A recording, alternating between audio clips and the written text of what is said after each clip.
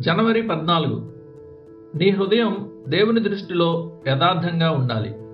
ఆయన నిన్ను ప్రేమిస్తున్నాడు కాబట్టే నీకు అనుగ్రహించిన శక్తి నిన్ను దేవుని సహవాసం నుండి దూరం చేస్తోందని ఆయనకు అనిపిస్తే, నీ క్షేమం కోరి ఆ శక్తిని ఆయన ఉపసంహరించుకుంటాడు. నీవు విడుదల కోసం దేవుని వేడుకుంటున్నప్పుడు నీ హృదయం సరైన దిశలో లేకపోతే దేవుని నుండి నీకు బలము అందదు. దేవుని శక్తికి నీవు దూరమయ్యావని నీకు అనిపించినప్పుడు నిన్ను నీవు ఈ క్రింది ప్రశ్నలు వేసుకో. నా అవసరతల కోసం నేను నిజంగా దేవునిపైనే ఆధారపడుతున్నానా, లేక నా సొంత నిర్ణయాల మీదో, నా సంఘ కాపరి మీదో, లేదా ఇతర బాహ్య వనరుల మీదో ఆధారపడుతున్నానా? ఇవన్నీ మంచివే కావచ్చు, కానీ ఇవి క్రీస్తు సేవకులు మాత్రమే. వారిని దాటుకుని స్వయంగా యజమాని అయిన ప్రభువు చెంతకు వెళ్ళు. ఆయనను ముట్టుకో. అప్పుడు విడుదల నీదే అవుతుంది. నాకు ఉన్న బలమును బట్టి నేను కృతజ్ఞత కలిగి ఉన్నానా? సుదీర్ఘ పరుగు పందెంలో పోటీదారులు రకరకాల వేగంతో పరిగెత్తుతారు. మహిమ మార్గంలో పయనిస్తూ ఎంతోమంది బలవంతులు నిన్ను దాటి ముందుకు వెళ్ళడం చూసి నీవు నిరుత్సాహపడుతున్నావేమో.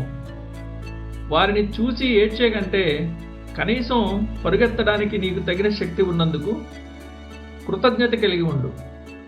నీవు పందెంలో ఉన్నావంటే అది కేవలం దేవుని మహాకృప మాత్రమే. ఆ భాగ్యాన్ని బట్టి ఆయనకు వందనాలు చెల్లించు. ఇది గుర్తుంచుకో, ఈ పందెమును ముగించే ప్రతి ఒక్కరూ, అత్యంత బలహీనమైన విశ్వాసి కూడా విజేతే. నా గర్వము దేవుని శక్తి ప్రవాహాన్ని ఆపివేసిందా? నీవు పొందిన శక్తిని నీ స్వంత ఎదుగుదల కోసం వాడుకుంటున్నట్లయితే దేవుడు ఆ శక్తిని పంపడం ఆపివేస్తాడు. నీ గర్వపు రెక్కలతో నీవు ఆయన నుండి ఎంత త్వరగా దూరమైపోతావో ఆయనకు తెలుసు. ఆయన నిన్ను ప్రేమిస్తున్నాడు కాబట్టే నీ శక్తి నిన్ను ఆయన సహవాసం నుండి దూరం చేస్తుంటే ఆ శక్తిని ఆయన వెనక్కి తీసుకుంటాడు. ఇదంతా నీ మేలు కోసమే. నీ గర్వం అణిచివేయబడినప్పుడు నీవు తిరిగి ఆయన వద్దకు రాక తప్పదు. అపారమైన అడ్డంకులు ఎదురైనప్పుడు కూడా పట్టుదలతో ఉండమని దేవుడు నిన్ను పిలిచి ఉండవచ్చు. పైన చెప్పిన విషయాలేవి నీ ప్రస్తుత పరిస్థితికి సరిపోకపోవచ్చు.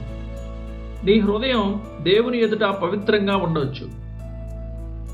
నీవు ఎంతో యథార్థంగా ప్రార్థన చేస్తూ వేచి ఉండవచ్చు. అయినా దేవుడు ఇంకా తన హస్తమును చాచకుండా మౌనంగా ఉండవచ్చు. అటువంటప్పుడు ఆ నిరీక్షణలోనే బ్రతకాలని, ఆ నిరీక్షణలోనే మరణించాలని నీవు తీర్మానించుకోవాలి. ఎందుకంటే ఆయన నీ నుండి కోరుకునేది అదే కావచ్చు. అంతము వరకు పట్టుదలతో కొనసాగడం కంటే నీలో కార్యం చేస్తున్న దేవుని కృపకు మరియు నీ విశ్వాసానికి గొప్ప నిదర్శనం మరొకటి ఉండదు.